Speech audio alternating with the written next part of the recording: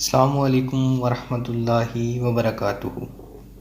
میں ہوں آپ کا دوست محمد رضوان رحمانی اور آپ دیکھ رہے ہیں دانش اسٹوڈیو۔ آج ہم بات کریں گے ایک ایسے مسئلے کے اوپر جس کے بارے میں بہت زیادہ سوال کیا جاتا ہے۔ وہ سوال یہ ہے، کیا گوشت کھایا جا سکتا ہے خرگوش کا؟ کیا ریبٹ کا گوشت کھایا جا سکتا ہے کہ نہیں؟ اسلام کے اندر اس کے گوشت کی ممانعت ہے یا نہیں؟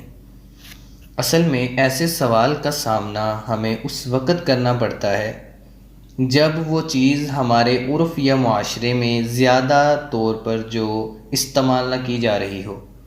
اب چکن، بکری، اونٹ، گائیں، یہ ساری چیزیں تو ہمارے معاشرے میں عرف کے طور پر مشہور ہیں اور بہت زیادہ کھائی جاتی ہیں، لیکن اس کے مقابلے میں پرندے بہت مخصوص لوگ کھاتے ہیں اور اس سے بھی کم لوگ کھاتے ہیں خرگوش کو۔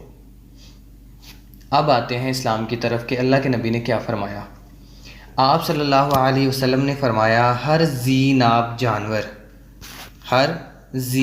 جانور جو ہے، جو کچلی والے دانت رکھنے والا ہے، وہ اللہ کے نبی نے فرمایا حرام ہے۔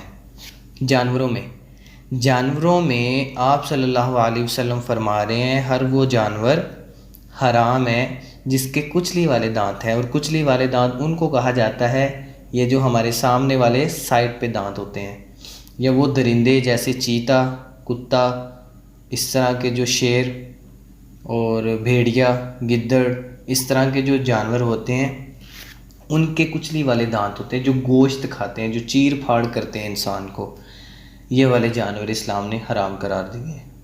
اور پرندوں میں اسلام نے وہ جانور حرام کر دیے ہیں جو پنجوں سے شکار کرنے والے ہیں، جس طرح چیل آ جاتی ہے، اس میں عقاب آ جاتا ہے، اسی طرح اور بھی گدھ آ جاتی ہے۔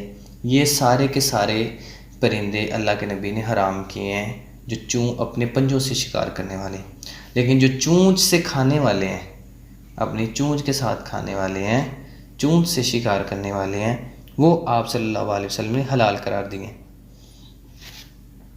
لیکن اب ہم دیکھیں گے کہ کس کیٹیگری کے اندر لے کے آئیں گے خرگوش کو۔ کچھ چیزیں ایسی ہیں جن کے بارے میں یہ کلیہ تو سب جانوروں پر استعمال کیا جائے گا، لیکن کچھ ایسے جانور ہیں جو الگ سے بتا دیں، جیسے گدھا کچلی والے دانت نہیں رکھتا تو لہٰذا یہ حلال ہے، لیکن آپ صلی اللہ علیہ وسلم نے منع کر دیا۔ آپ صلی اللہ علیہ وسلم نے خیبر کے موقع پر، صحیح بخاری کی حدیث ہے، آپ صلی اللہ علیہ وسلم نے منع کر دیا، روک دیا کہ پہلے صحابہ کھاتے تھے، پھر آپ نے گھریلو گدھا جو ہے، جنگلی گدھا حلال ہے، گھریلو گدھے سے آپ صلی اللہ علیہ وسلم نے منع کر دیا کہ اس کا گوشت نہیں کھایا جائے گا۔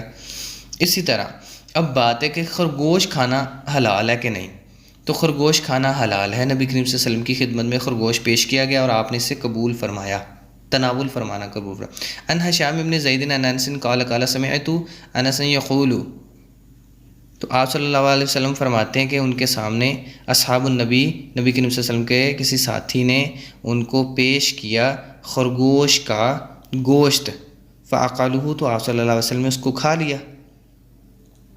تو اب باب الطعام باب فی اقل الارنب کے اندر یہ حدیث میں موجود ہے۔ تو اس سے پتہ چلتا ہے یہ دارالافتاء جامعہ علوم الاسلامیہ علامہ محمد یوسف بنوری ٹاؤن، وہاں سے یہ فتویٰ دیا گیا ہے کہ خرگوشت کا گوشت کھانا حلال ہے اور اسے کھایا جا سکتا ہے۔ باقی اللہ تعالیٰ بہتر جانتے ہیں، واللہ عالم الصواب۔ وآخر دعوانا الحمدللہ رب العالمین۔ اگر ویڈیو پسند آئی ہے تو ہمارے چینل کو سبسکرائب کرنا نہ بھولیے گا، اپنی کمنٹ سیکشن رائے کا اظہار ہمارے کمنٹ سیکشن میں دیجیے، ویڈیو کو لائک کیجیے۔